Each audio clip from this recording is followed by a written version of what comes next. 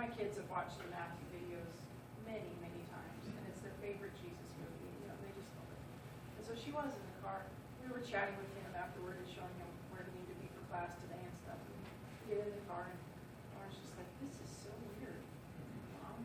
This is really kind of cool, but this is so weird. I've never," and she didn't know how to say it. You know, she's 10. I said, "You've never known somebody that you watched on screen in a movie?" Right. So, especially for her age, or maybe for everybody, but yeah, that's what we were saying. I said, well, he's just a real person like everybody else, isn't he? Yeah, just like if somebody made a movie and we happened to be in it, we're just the same real people. Little learning process for her. Okay, your family, any other requests? Angel. Jobs and then And any, is there any like progress reports about jobs we should be hearing? Still working on it. I'm praying about a position here, but it's full time. I don't know if I want to, and it's a learning curve, so I don't know if I want to do that. Okay. But I need divine intervention on that one. Okay. Okay, good. Alex. Mine's also job related. I've been fishing all summer, and now I'm here, kind of in a pause. I think when I go back, I'm just going to ask the Lord to help me fish on the other side of the boat and see how the net holds. Okay. Okay. Good. All right, let's pray. Father in heaven, thanking you again for opportunities, for discussions, for the chance to think about how we can share the good news about you in the most effective way. And we pray that you'll be with our requests. You'll be with all of our families, especially James is mentioning that, and Angel, health issues. Also with jobs for Angel, Abel, and Alex. And since it's Friday afternoon, also pray that this will be a good Sabbath, a restful Sabbath. Pray that these students will take a total break and be able to connect with you and really rest in the peace that only you can provide. And thank you for each one of them. And ask that you'll be with us now during our class. In Jesus' name, amen. Okay, I gotta make it come up on the screen here, but who knows who Ravi Zacharias is? Anybody? 3? You've heard the name? 3 do? Anybody bold enough to say, or does it just sound familiar? Say what? Christian apologist, okay? Yes. Very well known in the academic departments. He's very effective. Yeah. To high thinkers, I guess. Yes. I became acquainted with him probably 15 years ago through David Thomas, who then was my pastor, but now he's a professor himself, and of course, very interested in apologetics, and introduced me to a couple of his books. The first one was Can Man Live Without God, which is a great book. I'm just going to try to type this in. We just figured out why we've never heard of them. Why? We're not high thinkers. Oh, yeah, as soon as I said that, I'm like, that's not what I implied. Let's put that out there. Because I don't listen to them. What? Well, But you will now. I don't know that I would know of him if it I've had actually, he does speak on the radio. I've only heard one of his radio addresses, so mostly I've read it with his books. And we've got 3 or 4 at home. And I've more or less read. In other words, I read some of my husband read and said, this is how it goes in our house. He's reading and I'm reading, and as he's reading, he'll say, can I share something with you? And I pause whatever I'm reading. He goes, you gotta hear this. And he tells me all this stuff, but it's so interesting, and then I never have to read the book, because he's told me all the best parts. And he doesn't really care about the books I'm reading, so I never have to. Now, once in a while I say, I just have to share something with you. But I tend to like biography and stuff that he likes theology. No, I think we have to communicate it in multiple ways. Okay, well, First of all, you have to communicate it. See? I think over there. I figured. I heard you need to take down the screen. I'm going to turn off the lights. And I got to shake his hand once, but he wouldn't know me, of course. And he signed my book. Okay, how do we communicate the gospel to our culture? That sounds like a relevant question. So let's hear Paul that. should be in here. Huh? Yeah, where's Paul? Where's Dibdall? He should be in here. Yeah, well, the thing is that he should be sitting in on my class and I should be sitting in on his. Yeah. But I've missed so much that you guys now know. I feel totally left out. So you'll have to kind of share with me as we go on. Yeah, it's been pretty awesome. You should be in as much as you can. I know if it wasn't for, I'm going to come next week. Yeah. If it wasn't for this horses at the fair thing, I would have been there more. I think we have to communicate it in multiple ways. First of all, you have to communicate it by a life that is properly lived. The best way to see a counterfeit is to bring the genuine. And I'll tell you what, when a family is living properly, those whose lives have fallen apart will look at that family with a tremendous sense of admiration, if not envy, and say that's where we need to be as well. Excuse me. So I think the first thing is it needs to be lived out. The second thing is we need to find ways of communicating it without being preachy. If you come down as a 1, 2, 3, anybody knows as a parent, sounds very good, but they walk out of there saying, well, that one's over with. You have to make it incidental to what they are already doing. I think the best history lesson in the Bible is in Luke 24, Jesus talking to the disciples on the Emmaus Road. And they didn't realize what they were getting. What they were really getting was an opening up of the whole context, because they looked at Jesus and said, he's the only one in Israel that doesn't know what's happened. They didn't know who he was. And basically he was the only one who did know what had happened. The others didn't. And he's Okay, we have to hear that little part again. Did you hear that word incidental? Because we are going to come back to this. When you get a class from me down the road, whatever quarter it is, where we talk about, what is the name of the course? Communicating, we changed the name 3 times, so that's fine. Communicating something in spiritual messages. Changing the name of it kind of had to do with whether or not I really have a theology degree, which I don't. So, anyway. Okay, so we're going to be talking about communicating these messages well, and one of our textbooks is going to be a book called Overhearing the Gospel by Craddock. And this idea of incidental, this idea of overhearing it, we're going to come back to this idea more in this class. So this is just like a beginning introduction to that thing, but let me give you one little example, which you'll find in Craddock as well, but it meant so much to me because I've lived it out myself in my own family. If you're riding along in the car and you're talking about something, your kids are listening. And if my husband and I want to communicate something really important to them, what's a lot more effective than going, now listen here, Garrett, although my husband likes to do that, but I probably do too, actually. Now listen here, if you just this, and this, life will go a lot better for you. You just have to realize you've got 13-year-old hormones, you do myself 12. And this and this, okay?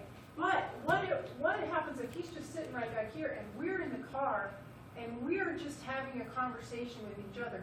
He is always going, what'd you say? What? Especially if we talk quietly like he's not supposed to hear about something, we'll say, we're just talking to ourselves. What? So what if we were just having a conversation about the challenges of making good choices in life and we're talking to each other about it? We might even talk about our own experiences as teens. And he's just listening.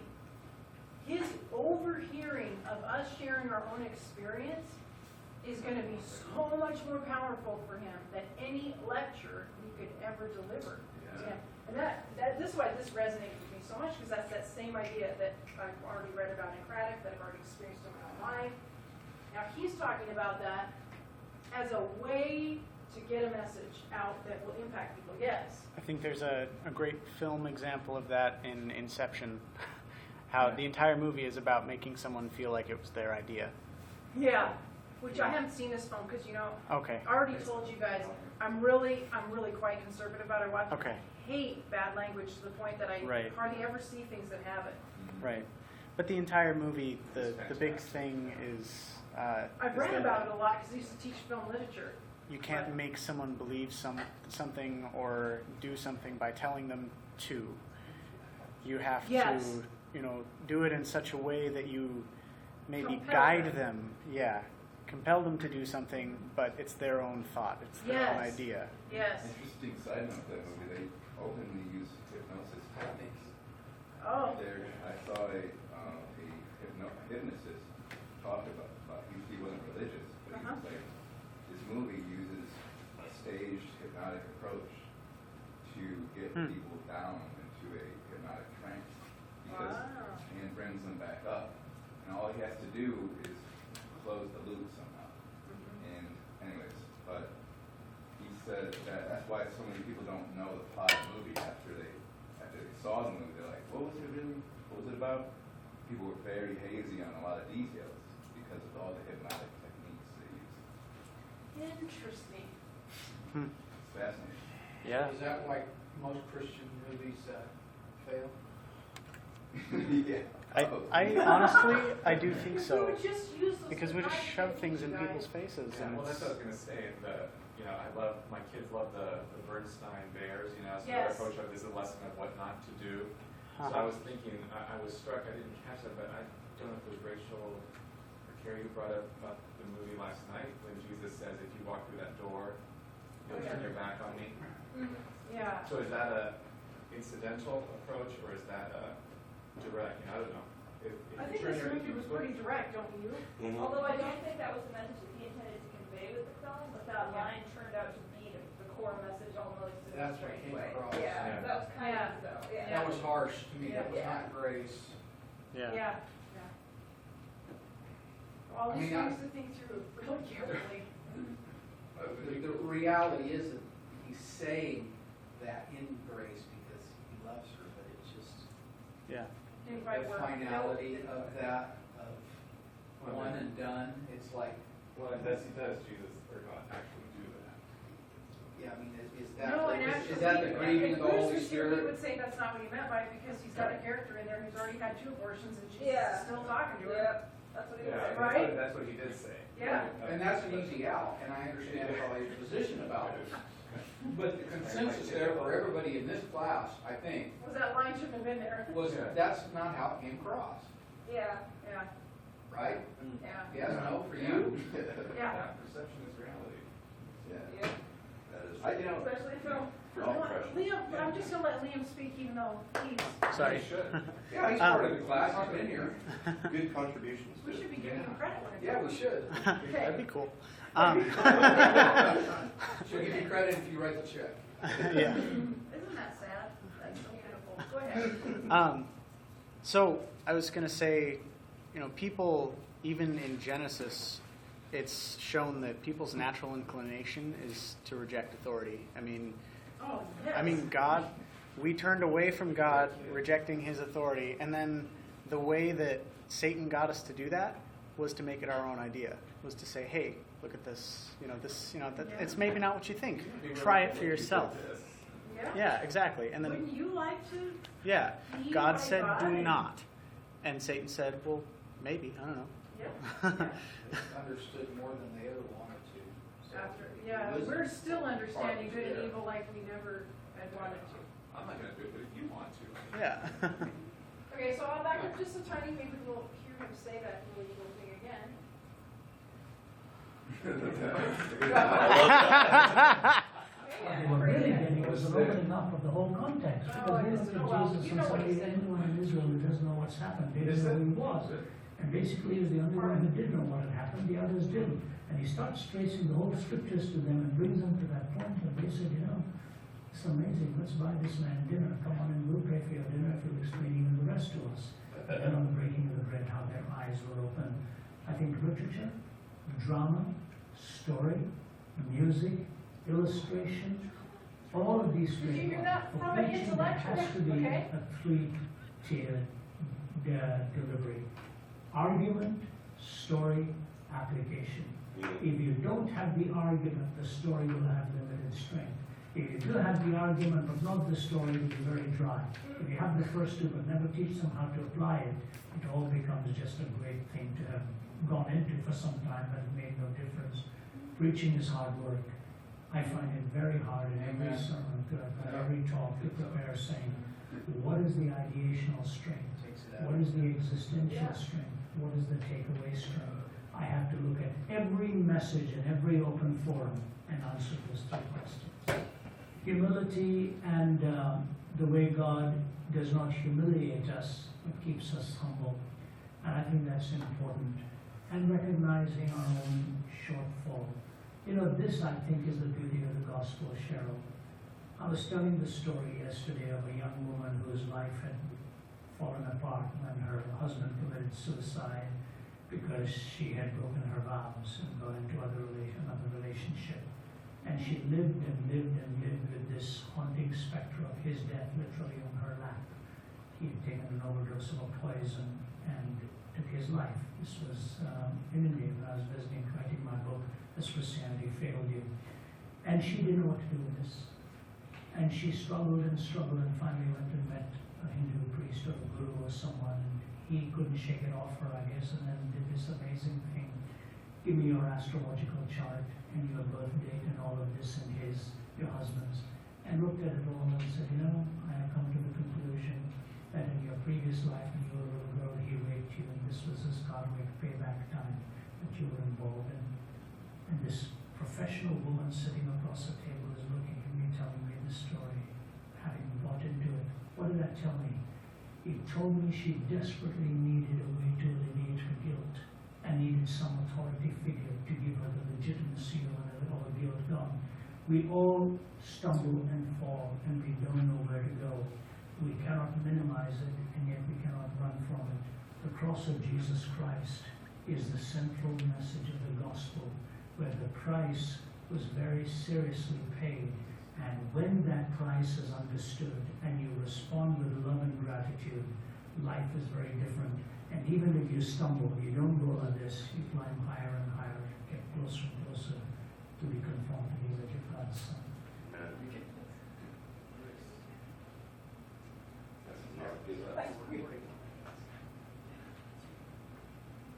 Okay. Oh, yes, bravo. Any further thoughts about that? There's some really quite a bit to think about in. He's a deep thinker. Yes. Well, I just wanted to clarify my comment earlier in case I offended anybody. Oh, okay. I hope you guys were teasing. They were, but I just wanted to make sure I didn't. No. Okay. I appreciated in kind of in the spirit of Paul's class when he told the story about the woman that went to whoever did the astrologer or whatever did her chart, that he did not criticize it. Look how she went to somebody that was doing the devil's work or whatever. He understood the one in the cultural context and her personal context. She's just looking for somebody, kind of like, I don't blame her. She's looking for someone in authority to tell her.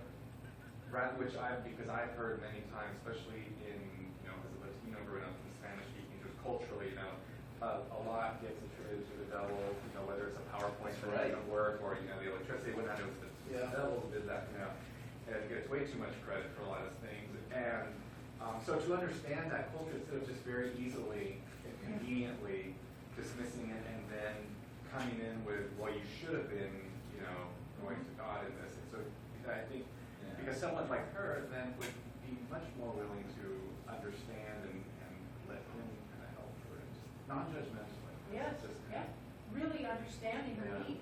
Yeah, so I thought that was really. And she was going to the best possible place to get some help. Yeah, and she actually did get some help.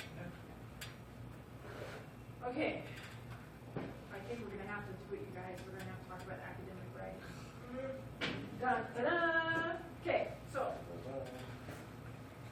we are going to do one of the exercises together, and we're going to do it pretty soon because none of us want to be here longer than we have. Let's start at the very beginning.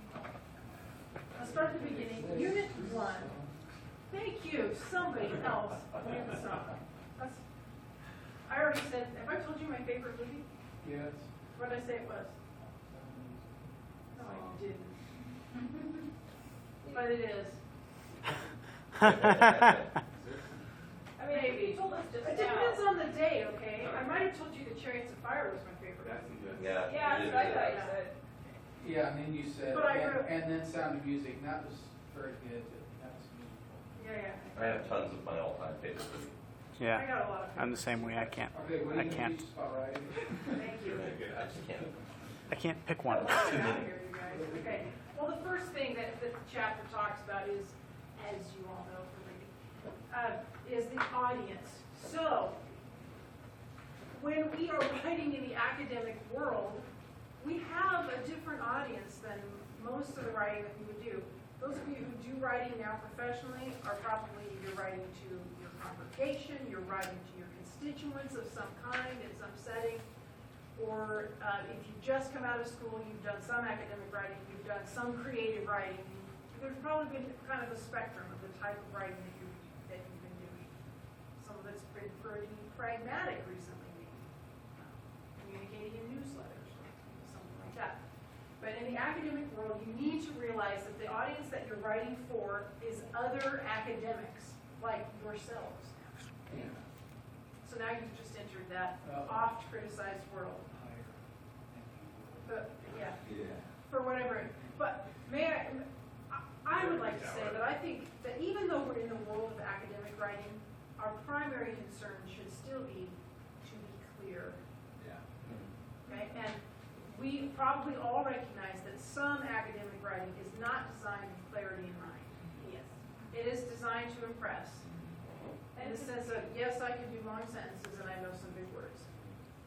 So we will probably have a few long sentences because that's how we can get the message across. We will probably have some big words because we need them to accurately describe what we're talking about.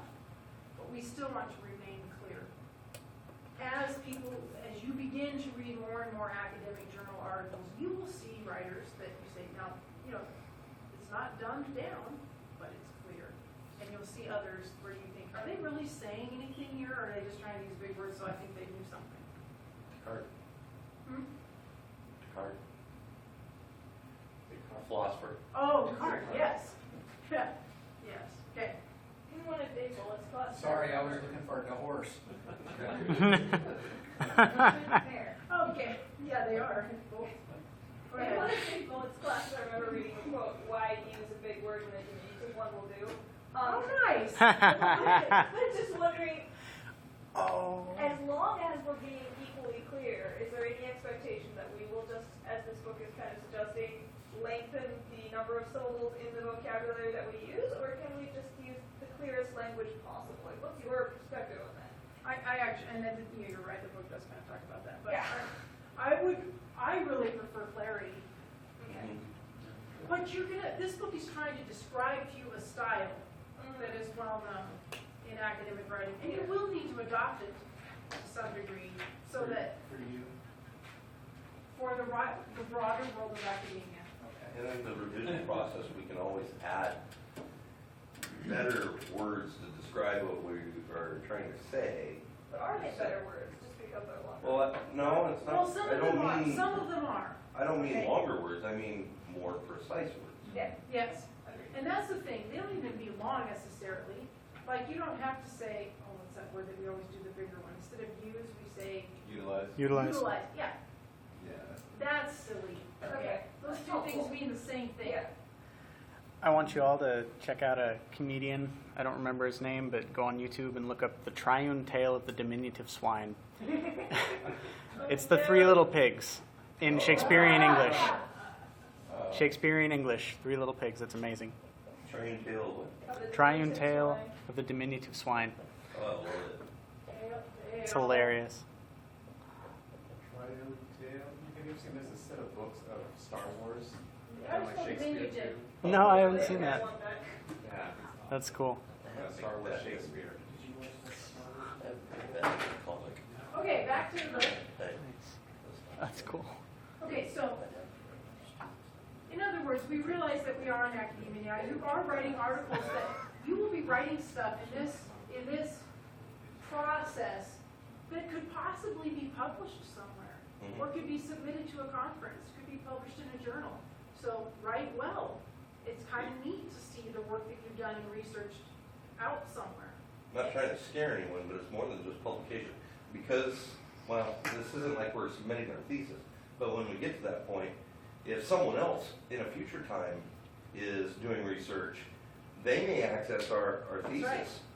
That's right. This is true. So what you will create now will be in the body of what we know. The body of work of what we know.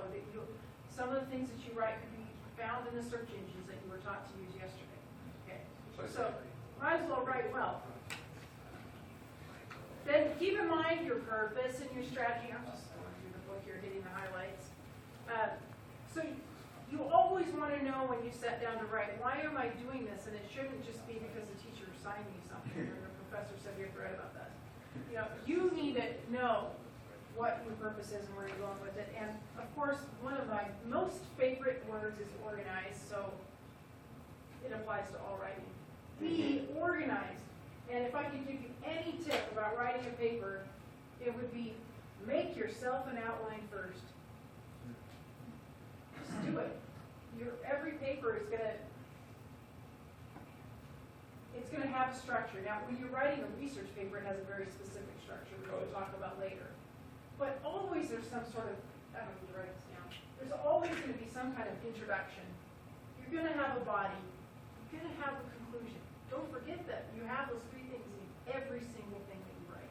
Every. And it's just like speeches we make.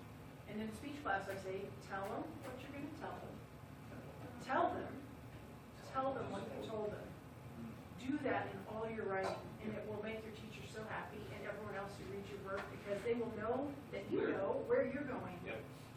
And when you get to the end, you actually know where you were. Yeah. And believe me, this applies to sermoning too. Yeah. And audiences love it so much when you know where you're going and they know that you've stopped because you got there and you made the conclusion. Yes. I think I mentioned the other day that I have a difficult time just sitting in the audience of a sermon. I do tend to analyze it as I listen. And, from time to time, there are people that are preaching that have trouble with the conclusion part of it and continue on. And I'll be sitting there in church, and my wife knows exactly what I'm talking about when I start flying a little airplane around because I'm forgetting to land. Yeah. Somewhere in conclusion, Yeah. when the speaker says 3 times, so in conclusion. Right. Okay, so be organized. And by the way, this will help you write a great paper. If you have to say to yourself about the body, whatever you're writing about, there are 3 things. 3 works nicely, but it might be 2 things that I want to say, or 3 areas that I've got to cover in this paper. Write those down. Put a couple subpoints under each one, and suddenly you know where you're going. You just start writing. You have a map. You've got a path. Yes. A great example of a speech is Steve Jobs' commencement speech at Stanford. Yes. Yeah. Where that's what he says, I'm going to tell you 3 stories. Yes. And he tells it was 15 minutes long, I think. I think I saw that. Yeah. And then he tells it 3 stories and then he wraps says it up again. Yeah. I told these to you because. Yeah. Great organization. Okay. Rare air. Okay. Now, when we come to style, everybody has a slightly different style. I'm kind of alluding to style a little bit by saying you don't necessarily have to be too poipolloi. Anybody know that? To what? Poipolloi. That's kind of a negative way of saying too academic. Yeah, like we. So it doesn't necessarily have to be that way, but you use words, use terms that are appropriate for your subject, your culture, your audience, and there are going to be terms and phrases and maybe even idioms that we use within our culture here as we talk about things, because we're all communication people in one way or another, and we we understand those things, okay, so we can use them, we can talk about them, yes. I had a church member in a previous district, and he eventually became my head elder. But one of his favorite words was resonate. He was preaching or whatever, and he used that a lot. That was just the way that he communicated. So I started when he was there on Sabbath. When I wanted to make a point, I would use that word, and I'd see him perk up. So I noticed that would work. So I started in conversations with church members. I would try to make a mental note of their language and how they communicated. No way. And then I'm trying to make that connection with them in the sermon. So it's subliminal. They don't realize I'm picking on them, so to speak. Yes. But I'm very focused of it. You know, I've got to put it on my heart that I think this is something that he wants you to deal with. And then you use that language. And it's been a blessing. I'm glad Dan was one of my church members and taught me that. Because I never used to use the word resonate. I just resonate with whatever. Yeah. I'm a pretty simple country boy. So. I resonate with that. Yeah. That resonates with me. You know, that's good. I'm glad you guys know what you're talking about. Some of us may have tried this to some extent, maybe in our interpersonal conversations, Sure. where you will use language that mirrors in some way the kinds of language that the person you're speaking with uses. And I think that happens. I do that when I go to Hawaii. I start speaking pidgin. Hey, Cuz, how you been? Well, so where you stay now, huh? Okay, we'll see you later. You know, just walk you later, won't by. And then you just start talking pidgin, which you don't understand that, but basically, okay, I'll see you later. Yeah, I've had that experience recently, even though we're still in the continental United States. Having come from the South, I mean, there's just a different way you communicate with people, with more colloquialisms, you know, you're more, I don't know, outgoing, I suppose, and I'm coming here, I've had to kind of, when I do that, people look at me like, oh, you're joking around with me, you know, no, I'm trying to communicate, oh, this is the Northwest, okay, you know, I have to change that. It is. And honestly, when she speaks, when she talks up in class, and she smiles when she talks, it just relaxes me. Because I grew up in the South. Yeah. Cool. Yeah, just be you, you know? Like, Yeah. so what? Okay, so that's the idea. This chapter also talks about getting a flow to your writing, but let's go to this, because we are running out of time. Let's go to our exercise. So in Unit 2, we're talking about general to specific and specific to general, which is two different ways of approaching a topic. And when you're doing research and when you're writing papers, for instance, a general to specific would mean that we talk about a big concept and then we might use a specific example to illustrate, but we bring it down into that. The other way around, I might do a whole paper about the film The Song, and I might start with that very specific example and talk about elements of it that we've kind of discussed here. And then my whole purpose of the paper might be to say, write characters that are three-dimensional.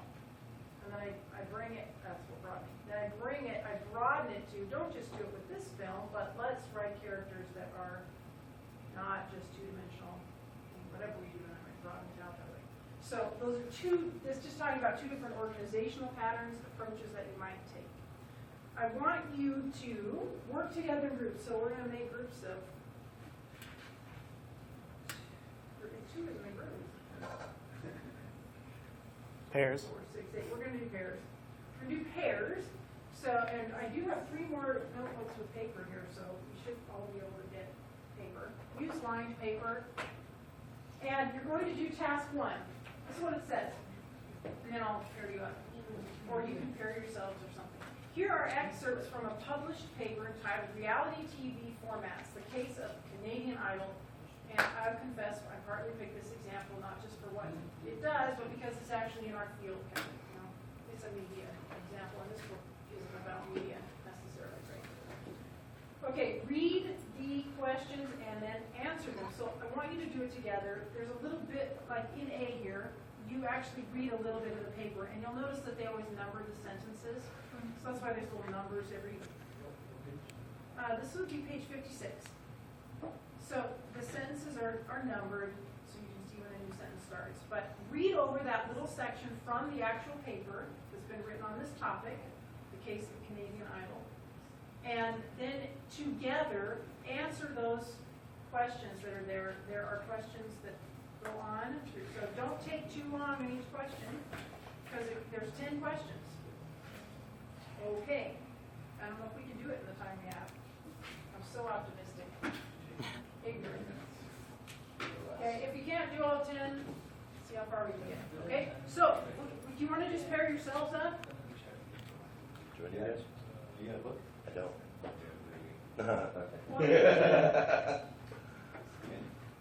Oh, Well, you can borrow this just for the class period. Here's a 2 or? Here's a 2. Oh, I got one. Here, Conrad needs somebody. all right. Do you guys have a book up there? Conrad has one. Okay. 56, page 56 is where it begins. Sorry.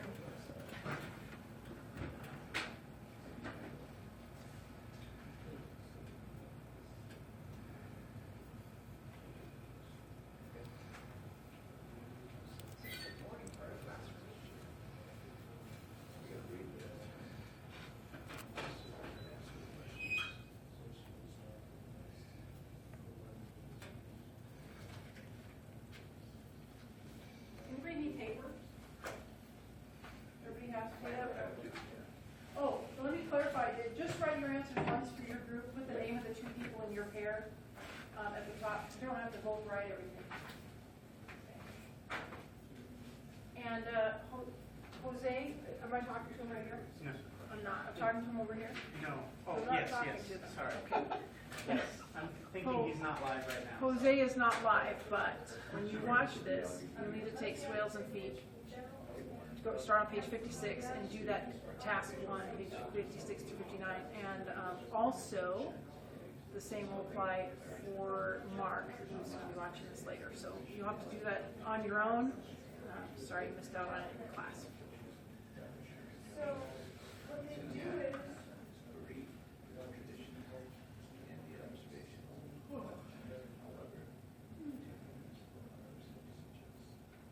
they start with,